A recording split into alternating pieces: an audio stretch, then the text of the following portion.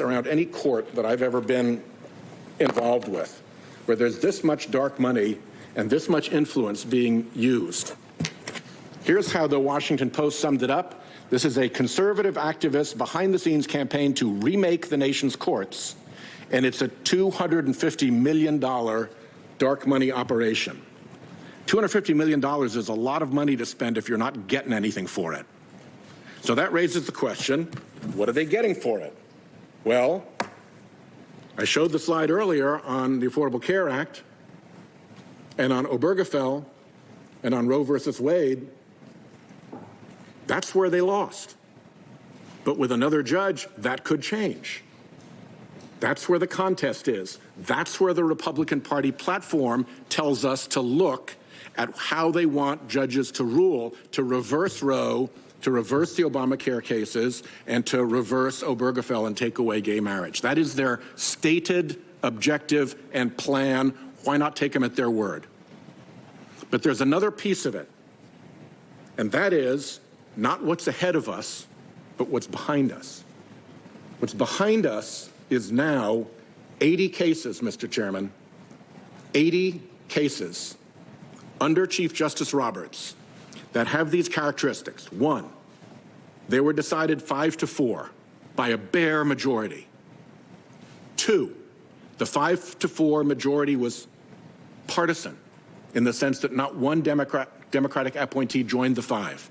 I refer to that group as the Roberts Five. It changes a little bit, as with Justice Scalia's death, for instance, but there's been a steady Roberts Five that has delivered now 80 of these decisions. And the last characteristic of them is that there is an identifiable Republican donor interest in those cases. And in every single case, that donor interest won. It was an 80-0, 5-4 partisan rout, ransacking.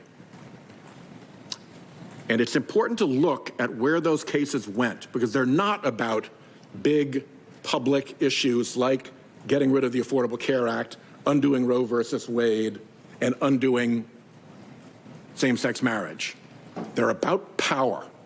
And if you look at those 80 decisions, they fall into four categories over and over and over again. One, unlimited and dark money in politics. Citizens United is the famous one, but it's continued since with McCutcheon, and we've got one coming up now. Always the five for unlimited money in politics, never protecting against dark money in politics, despite the fact that they said it was going to be transparent. And who wins when you allow unlimited dark money in politics? A very small group. The ones who have unlimited money to spend and a motive to spend it in politics. They win, everybody else loses. And if you're looking at who might be behind this, let's talk about people with unlimited money to spend and a motive to do it. We'll see how that goes.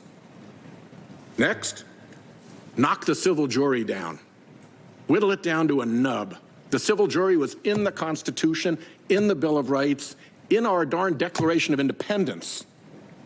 But it's annoying to big corporate powers, because you can swagger your way as a big corporate power through Congress. You can go and tell the president you put money into to elect what to do. He'll put your stooges at the EPA. It's all great until you get to the civil jury, because they have an obligation, as you know, Judge Barrett, they have an obligation under the law to be fair to both parties, irrespective of their size. You can't bribe them. You're not allowed to. It's a crime to tamper with a jury. It's standard practice to tamper with Congress.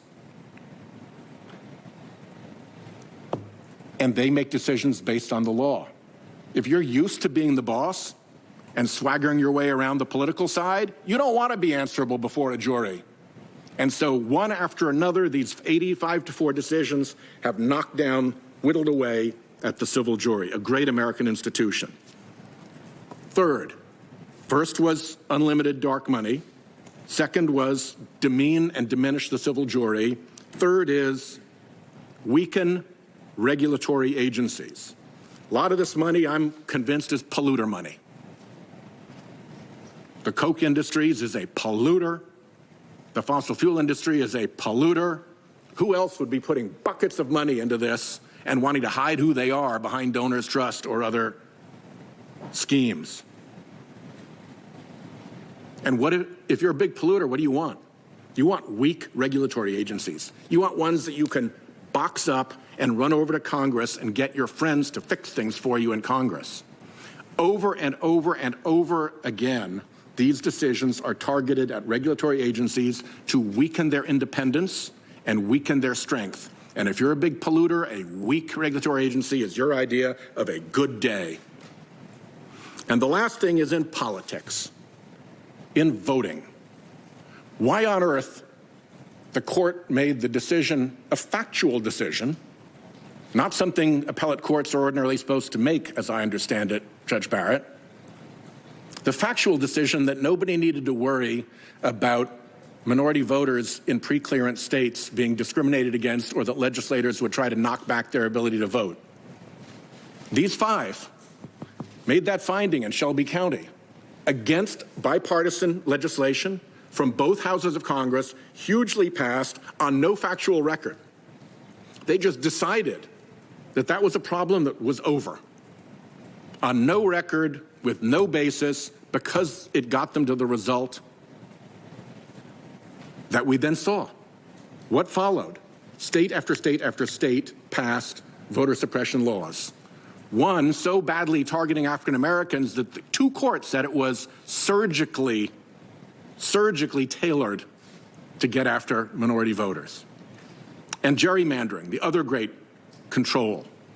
Bulk gerrymandering, where you go into a state, like the Red Map Project did in Ohio and Pennsylvania, and you pack Democrats so tightly into a few districts that all the others become Republican majority districts.